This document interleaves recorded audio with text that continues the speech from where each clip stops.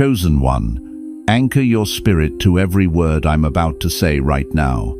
That restlessness you've been carrying, the one that doesn't have a name yet, stop pushing it down. The enemy is working overtime today for one reason, and one reason only. He has seen the assignment that heaven just stamped with your name on it. It all shifts in the next 24 hours. The invisibility, the waiting, the feeling that you've been overlooked by everyone who should have seen you by now. But understand this, and understand it clearly, it is not ending because of chance. It is ending because of what you have done in the hidden place. Think back to that moment this week when you kept going when no one was watching. When you honored something no one would have noticed if you had abandoned it. When you did the right thing in a room where the only witness was God. You didn't know it then, but that quiet faithfulness was a signal flare shot straight into heaven. That moment of unseen obedience was the moment they began building security around your next chapter. You didn't delay your destiny, you qualified for it. Heaven blocked everything competing for your attention today just to deliver this verdict to you directly. So settle your spirit, because I'm about to read the decree that explains the weight you've been carrying. You did not find this message by accident. The algorithm did not bring you here. The Most High did. This is a divine appointment written into the calendar of eternity before your name was ever spoken on this earth. You are not stumbling forward. You are being escorted. Stay until the very last second of this message, because in the next few minutes, I'm going to hand you the prophetic verdict that explains why your profile has been escalating in the spirit realm. I'm going to walk you through the exact transition happening around your life right now, so you can see the protection being assembled and understand why the enemy has suddenly gone quiet. And at the end, I'm going to give you the declaration that seals your new assignment and shuts every door on the season that was trying to keep you small. Do not leave this message early. Your future self, the one standing in rooms you haven't imagined yet, is asking you to stay. Because what gets released at the end of this message is the key that unlocks the next chapter. I know what the last 72 hours have felt like for you. The atmosphere around your life hasn't just been still, it's been charged. Like something enormous is rearranging itself just outside your line of sight. Maybe you've had this inexplicable sense of being watched this week. Not in a way that frightened you, but in a way that made you pause and ask yourself why everything suddenly feels different. Or maybe you woke up at 3 inches the morning and instead of anxiety, you felt something closer to anticipation, like your spirit knew something your mind hadn't caught up with yet. Or perhaps you've noticed that certain people have started treating you differently, more carefully, like they sense something shifting around you that they cannot explain and will not admit. You feel it too. Something is different. You are being repositioned. And in the middle of this repositioning, the enemy has started whispering a very specific lie into the silence. Listen carefully to your own thoughts this week. He's been telling you that the reason things feel quiet is because you've been passed over. He's been replaying every moment you weren't chosen, every room you weren't invited into, every opportunity that seemed to go to someone less prepared than you. That colleague who got the recognition, that person who seemed to move forward while you stayed still, that moment when you poured everything into something and received nothing visible in return. The accuser is telling you that the quiet means rejection. He's telling you that God's silence in this season is evidence that your moment already came and you missed it. He wants you to believe that the protection being built around your life is actually a wall keeping blessing out, not a perimeter being established before your expansion. But I need you to hear what the scripture actually says about this moment. Psalm 91:11 says, "For he will command his angels concerning you, to guard you in all your ways." Listen to that word. He will command his angels concerning you, not around you in general, concerning you specifically. That means heaven has received a specific briefing about your life. A specific assignment has been given. Security does not get dispatched for someone who is not carrying something valuable. You do not build a perimeter around an empty field.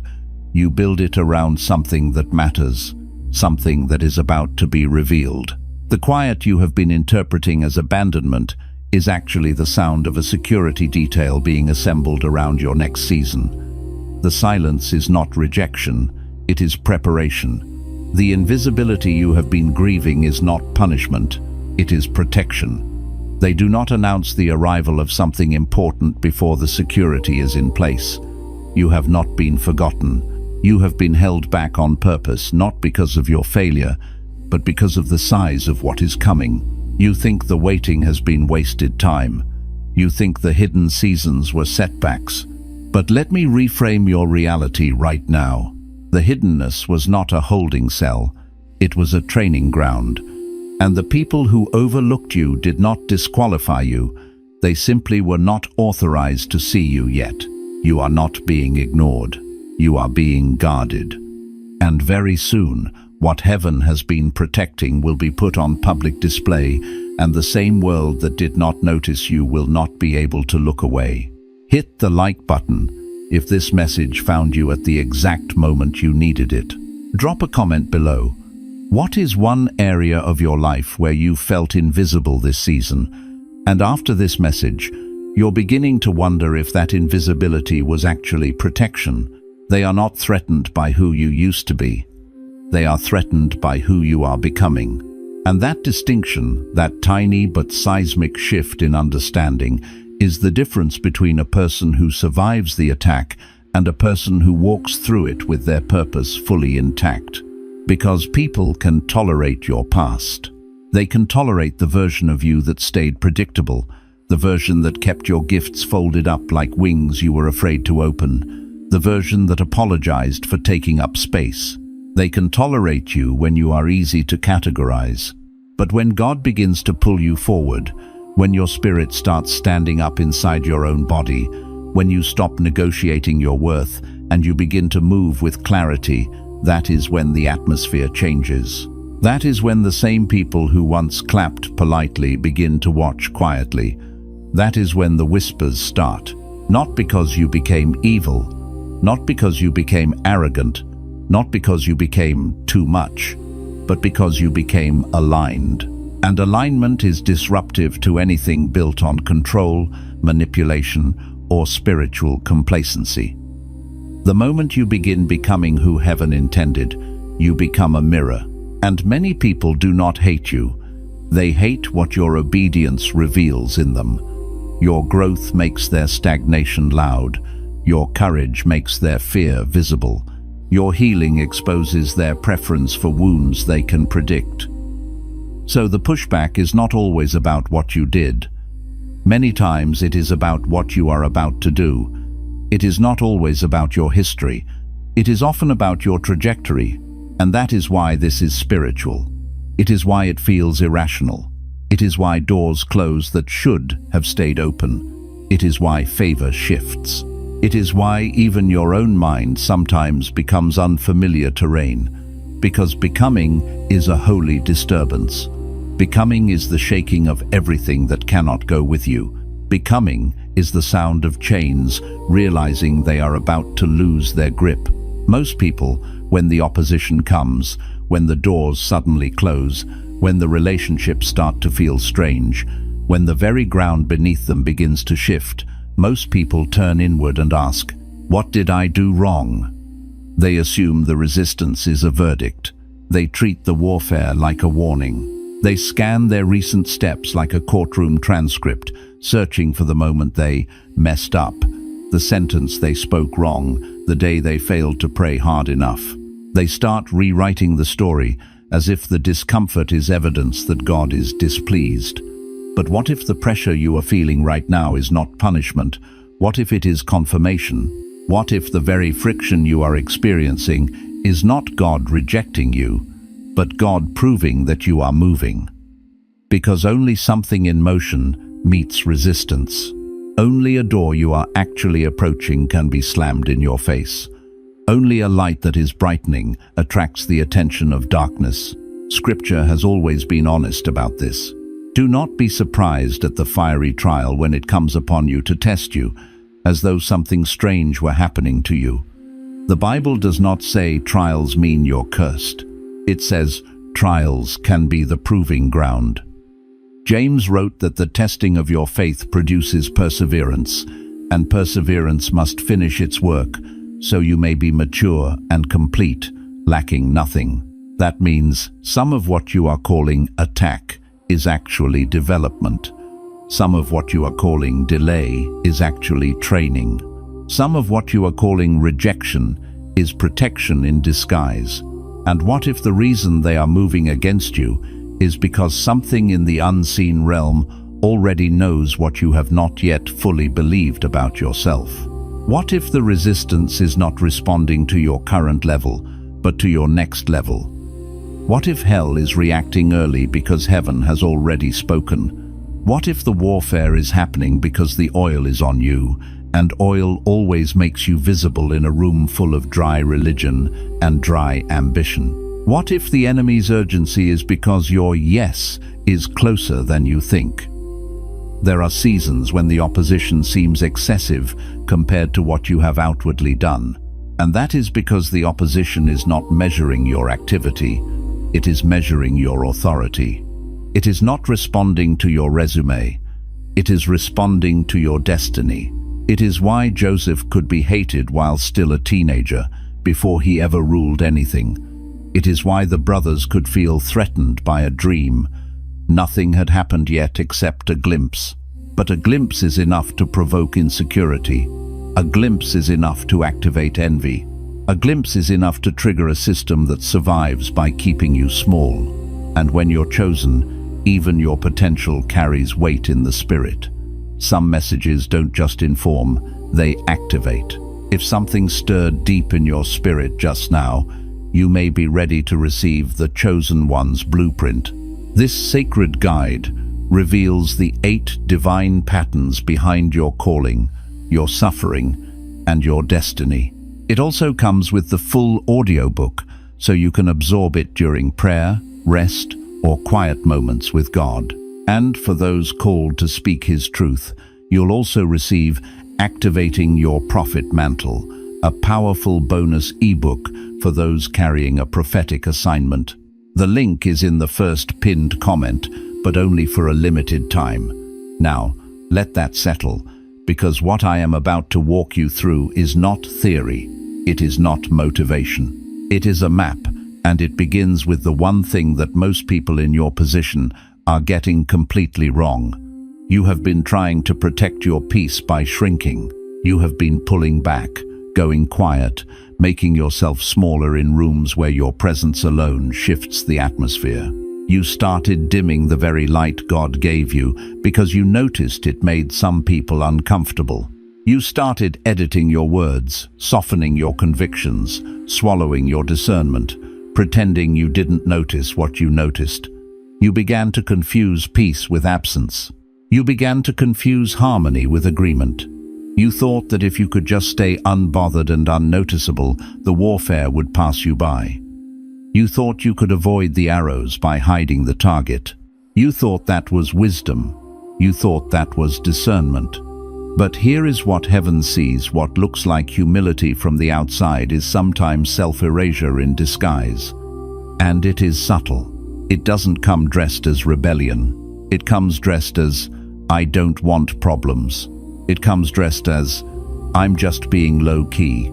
It comes dressed as, I'm not trying to offend anyone. But there is a difference between lowering yourself before God and lowering yourself before people who were never meant to define you. One is surrender. The other is slow spiritual suffocation. Surrender is when you bow so God can lift you. Self-erasure is when you bow so people can step on you. Surrender produces life. Self-erasure produces numbness. Surrender makes you soft toward God and strong against darkness. Self-erasure makes you quiet toward darkness and distant from God. And the enemy knows that if he cannot destroy you loudly, he will do it quietly by convincing you that disappearing is the same thing as being wise. That is why he tempts you toward invisibility. Not because you aren't valuable, but because you are. If he can get you to associate your calling with conflict, your gifting with rejection, your obedience with loneliness, then you will start retreating before the race even begins. And the tragedy is that you will call it peace while your spirit is starving. You will call it maturity while your soul is shrinking. You will call it waiting on God while God is waiting on you to stand up. Think about David before he became king. He was not hidden in the palace. He was hidden in the field. The field is not glamorous. The field is where you smell like sheep. The field is where your hands get dirty. The field is where you are responsible for what cannot pay you back. The field is where you learn faithfulness when no one is clapping. And while he was in the field, he was fighting lions and bears that nobody witnessed. Nobody wrote about it. Nobody celebrated it. Nobody called him anointed after that night. There was no audience for his courage. No platform for his obedience. Just a teenager with a sling, a staff, and a decision.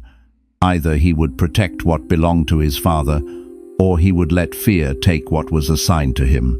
And that is where your real formation happens, in the moments nobody sees, when the only reward is integrity, when the only witness is God. But God was watching every single battle, and every single victory in that hidden place was building something in David that the throne would later require. Because a throne doesn't just require talent, it requires capacity, it requires restraint, it requires discernment, it requires a heart that can handle both applause and betrayal. It requires a spirit that can be surrounded by influence and still stay surrendered. And the field builds that. The hidden place builds that. Your obscurity is not your obstacle, it is your preparation ground. The battles no one sees are producing the character that public destiny demands. And you need to know this. The lion you're fighting privately is not random. The bear you're wrestling in secret is not pointless. Those are training partners. Those are weight sets. Those are the resistance bands of your destiny.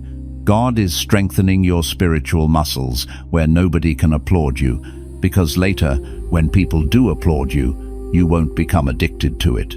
God is teaching you how to win without witnesses, so you can lead without needing validation. And yes, it hurts. Yes, it feels unfair. Yes, it feels like you're doing the most with the least.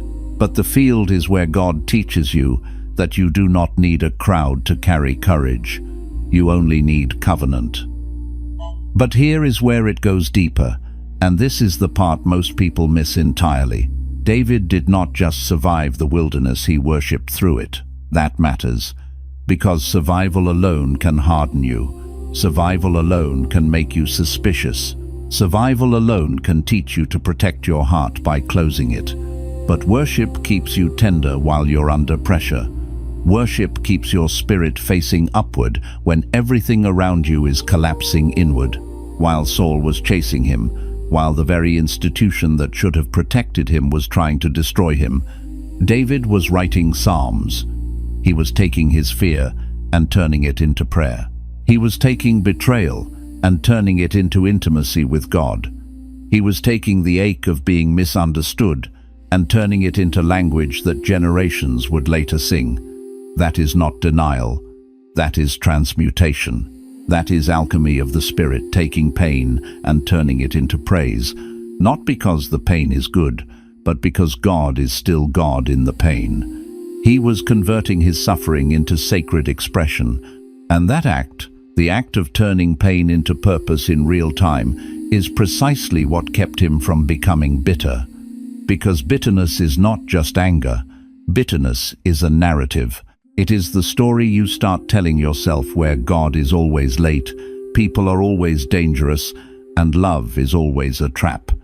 Bitterness makes you interpret everything through the lens of offense. And for chosen people, bitterness is lethal. Not because it means you're bad, but because it dulls your discernment. It contaminates your compassion. It makes you react instead of respond. It makes you punish the present for what happened in the past. Bitterness is the one thing that can disqualify a chosen person, not because God removes the calling, but because the called person removes themselves from it by closing their heart. God does not revoke the gift, but you can refuse the process. You can keep the title and lose the tenderness. You can keep the platform and lose the purity. And David, even with his flaws, had something the enemy could not easily corrupt: a heart that stayed open toward God. Create in me a clean heart, O God, and renew a right spirit within me. That is a man who refuses to let the wilderness make him wicked. That is a man who refuses to let pursuit turn him into a predator. And that is the invitation for you too. Do not let what hurt you decide who you become. Let God decide. And what is coming next will likely surprise you, because it always does at this point in the journey. There is a wound that has not fully healed. You know the one. It's the thing you almost never bring up because you don't want to reopen it. It's the moment you replay when you're alone, not because you want to, but because it still has a hook in your nervous system. It's the betrayal that made you question your discernment. It's the abandonment that made you question your worth. It's the rejection that made you think love must be earned. It's the season you can describe factually without crying, but your body still remembers. You have prayed over it, spoken faith over it, declared breakthrough over it, and yet, in certain quiet moments, when the room is still and no one is watching, it still throbs. And you have told yourself that it does not affect you anymore. But it does. Not because you are weak, because it was never properly named. And what you do not name, you cannot truly surrender. What you do not acknowledge, you cannot fully heal. Healing does not begin with moving forward. It begins with turning around, looking directly at what happened, and calling it exactly what it was.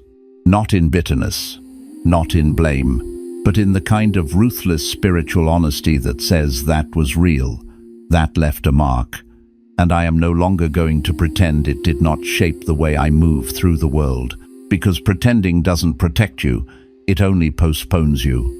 And delayed healing does not disappear. It leaks. It leaks into your tone. It leaks into your decisions. It leaks into your relationships. It leaks into your theology. Unhealed wounds make you interpret God through the face of the person who hurt you. They make you flinch when blessing approaches. They make you suspicious of kindness.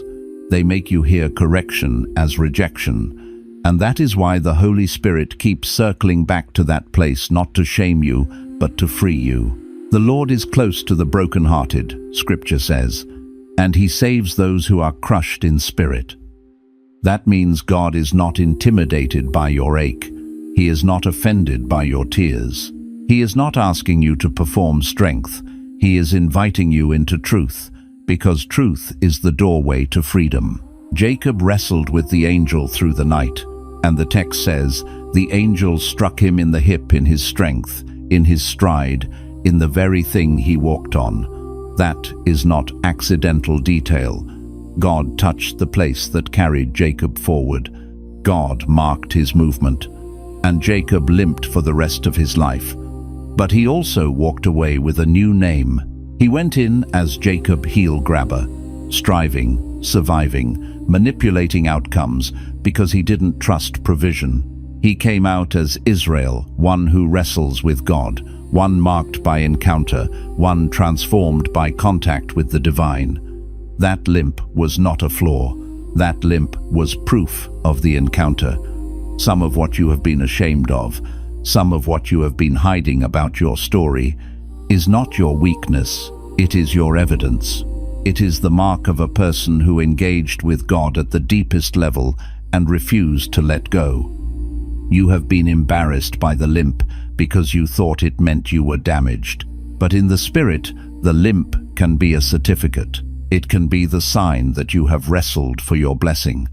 The limp can mean you stopped pretending you were self-made. The limp can mean you encountered God in a way that rearranged you.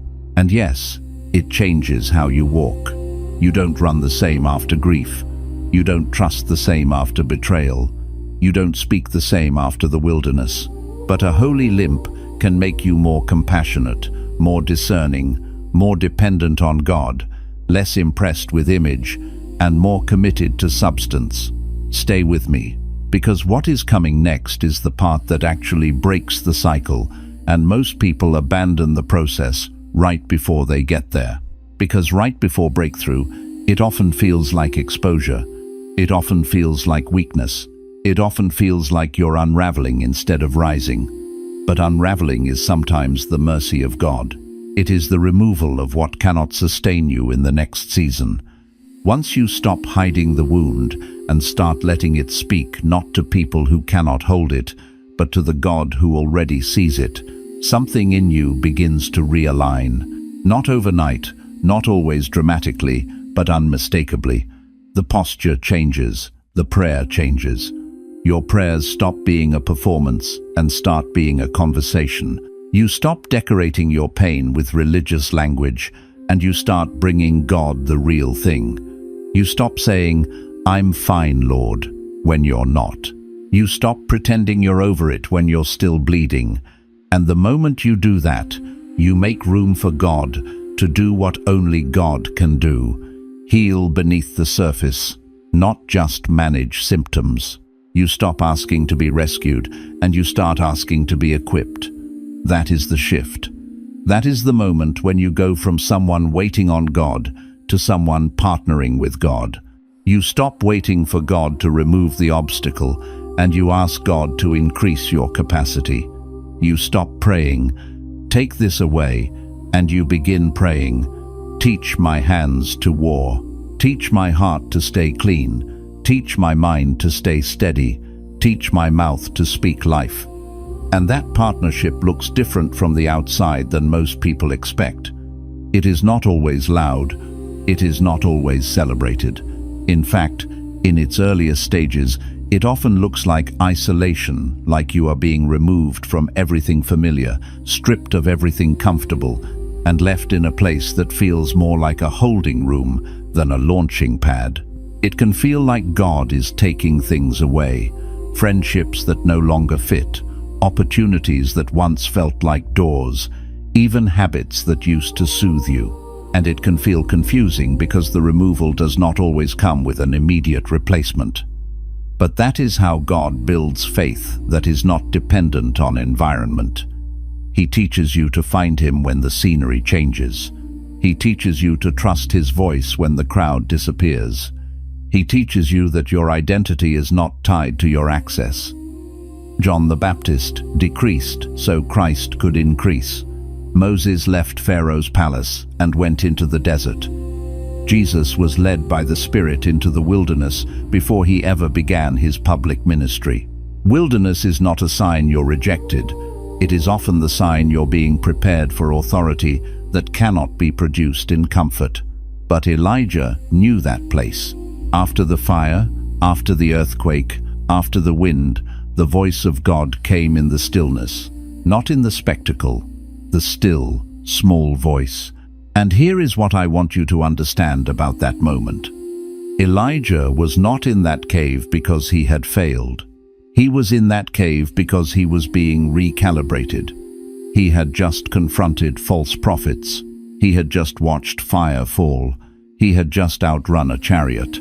And then one threat from Jezebel shook him so deeply he asked to die. That's how intense spiritual warfare can be. You can have a victory and still feel vulnerable. You can have miracles and still feel exhausted. You can be used by God and still need God to restore you. And God did not shame Elijah for being human. God fed him. God let him sleep. God strengthened him for the journey. And then, in the cave, God did not come to condemn him. God came to ask him a question. What are you doing here? Not as a rebuke, as an invitation. What is the real thing beneath the surface? What are you actually carrying? What story are you telling yourself right now? What fear has grown bigger than the truth? And Elijah answered with his whole heart, raw and unfiltered. He said, "I am the only one left, and they are trying to kill me." That is despair talking. That is isolation talking. That is trauma talking. And God did not argue with his feelings. He simply reoriented him. He showed him there were 7,000 others he did not know about. In other words, your pain has lied to you about your aloneness. Your fear has lied to you about your future. Your exhaustion has lied to you about your effectiveness. And then he gave him his next assignment. God did not let Elijah build a permanent home in the cave. He met him there, then moved him forward. That is what God does with you. He does not despise your cave season. He does not abandon you in it, but he does not intend for you to identify with it. Your isolation is not abandonment. It is interrogation of the most loving kind. God is asking you, "What are you doing here?" And the honest answer, spoken without performance, is the doorway through. Because when you finally tell the truth, "I'm tired, I'm scared, I feel overlooked, I feel betrayed, I don't know how to trust again," you stop wrestling in the dark. You bring the battle into the light. And darkness cannot keep what is exposed.